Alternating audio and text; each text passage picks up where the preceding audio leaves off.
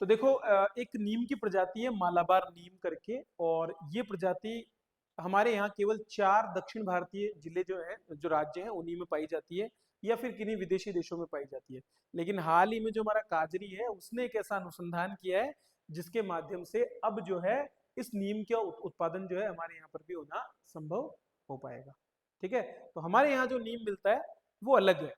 हमारे यहाँ जो नीम मिलता है वो सामान्य नीम है, और उसको इमारती लकड़ी के रूप में हम प्रयोग नहीं कर सकते। लेकिन ये जो नीम है, इसकी सबसे बड़ी खासियत ये है कि एक तो इसका तना बहुत मोटा होता है, इसकी लंबाई भी 20 से 30 फीट के करीब होती है, और इसकी लकड़ी जो है उसका काम फर्नीचर से रिलेटेड बहुत सी चीजों में किया जा सकता है। हमारे यहाँ जो नीम मिलता है उसका उसकी लकड़ी कभी फर्नीचर में आपने देखी नीम का कोई गेट बनते हुए या कुछ और, इससे हो सकता है। तो इस तरह से ये क्या हो गया, एक तरह का वानिकी वाली फसल हो गई, मतलब नगदी फसल। नीम बो, काट के पैसा कमाओ, वो वाला काम है। ठीक है। तो इस पर थोड़ा सा डिटेल में बात कर लेते हैं। तो मैंने आपको बताया था कल भी, एक वैज्ञानिक पुरस्कार कल दिया गया था, कृषि वैज्ञानिक पुरस्कार किन्हें दिया था? डॉक्टर धीरज सिंह, डॉक्टर धीरज सिंह को मिला था। तो जो डॉक्टर धीरज सिंह है, उन्हीं के नेतृत्व में एक टीम ने इस पे काम किया, रिसर्च किया है। ठीक है।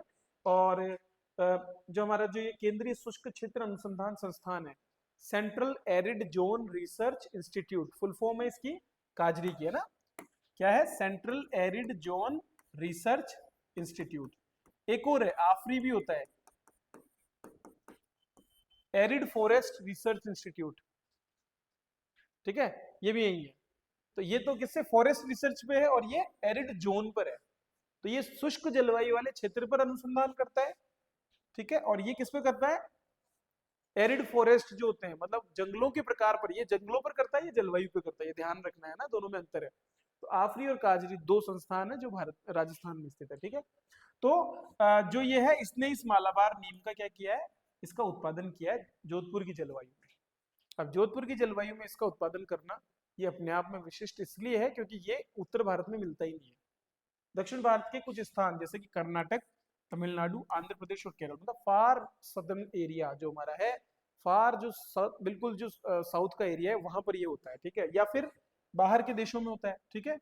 तो काजरी ने देहरादून और कोयम्बटूर से जो है बड़ी मात्रा में ये मालाबार नीम के पौधे मंगवाए, और इनको मंगवा करके इन्हें उगाने का प्रयास किया है। ठीक है। इसके तने की मोटाई और बेहतरीन लकड़ी के कारण इसका उपयोग होता है प्लाईवुड इंडस्ट्री में, पेपर इंडस्ट्री में, पैकेजिंग इंडस्ट्री में। मतलब प्लाईवुड भी इस तरह की लकड़ी से बनती है जिसको चीर करके आप उसमें से लंबे बड़े जो है पोर्शंस निकाल सकें। ठीक है। इसी से पेपर इंडस्ट्री और यहाँ पैकेजिंग इंडस्ट्री, इन तीनों में।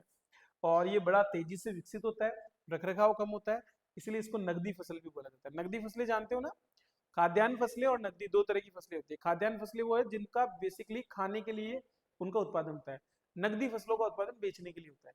ठीक है, मुनाफा। व्यावसायिक फसलें जिनको बोलते हैं वही नगदी फसलें भी होती है ना, कैश क्रॉप जो इनको बोलते हैं कैश क्रॉप्स। ठीक है, फूड क्रॉप और कैश क्रॉप। क्लियर है?